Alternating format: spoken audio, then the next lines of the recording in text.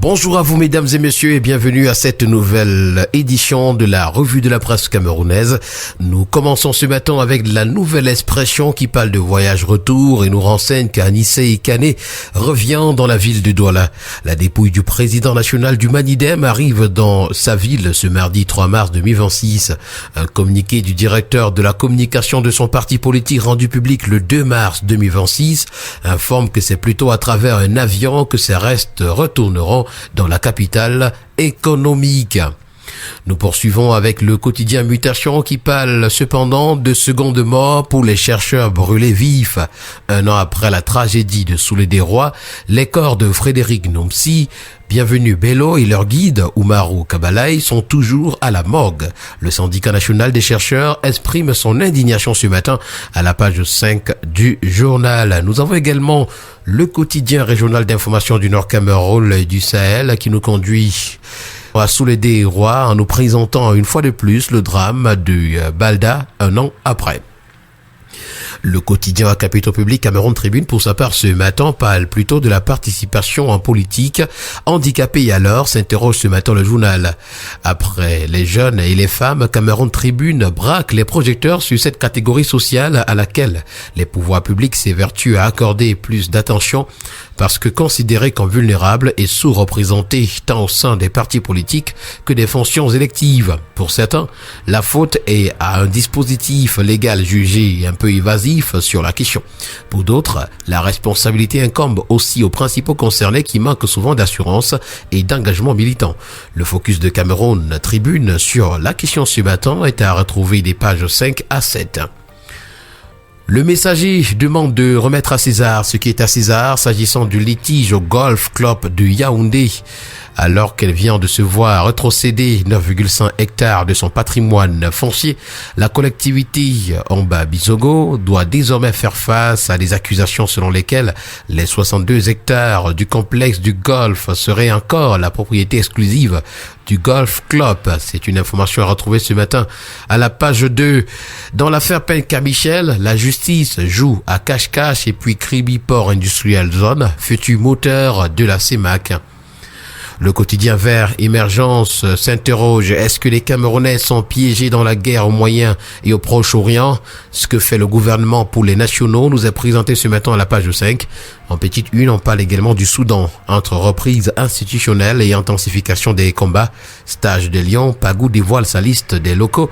Fraude électrique, c'est 32 morts en 2024. Et puis, Abba Boubacar de s'exprimer, nous privilégions d'abord notre patrie. Personnalité prépondérante du Parti Révolution camerounaise du Peuple Uni, l'homme politique se livre sur ses ambitions, la crise post-électorale, la crise sécuritaire, la montée du tribalisme, les réformes qui s'imposent et bien d'autres ce matin dans les colonnes du journal et notamment à la page 10.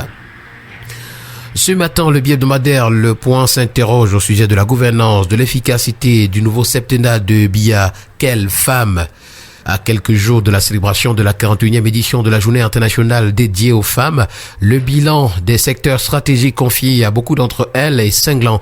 L'incompétence s'y drapée dans le folklore des distinctions honorifiques et des exhibitions en fumeuse.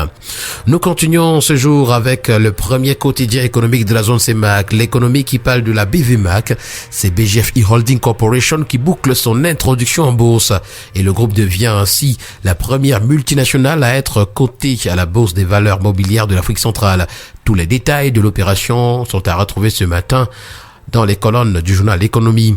Parlons d'Afrexim Bank ce matin, c'est notamment de financement avec le premier news magazine camerounais des filles actuelles et c'est plus de 600 milliards de francs CFA injectés au Cameroun en 2 ans. Et avec donc ce montant mobilisé en 2 ans, Afrexim Bank renforce son empreinte au Cameroun et confirme son statut de partenaire financier stratégique. Avec le quotidien d'information républicaine, on parle du projet C-Star ce matin. Ce sont les études d'ingénierie qui sont achevées à 80%. Le projet C-Star entre dans une phase opérationnelle décisive. Cette infrastructure énergétique majeure ambitionne de réduire la dépendance du Cameroun aux importations de produits pétroliers raffinés. Parlons du secteur de l'eau et de l'énergie ce matin avec le quotidien Info Matin. C'est la Banque européenne d'investissement qui réitère son accompagnement au Cameroun. C'était à la faveur de l'audience que le ministre de l'eau et de l'énergie Gaston Elundou Essamba a à Yaoundé ce 2 mars accordé au chef de la représentation régionale de la BEI pour l'Afrique, Raymond Naraja, dans le cadre de la mise en œuvre des projets du sous-secteur.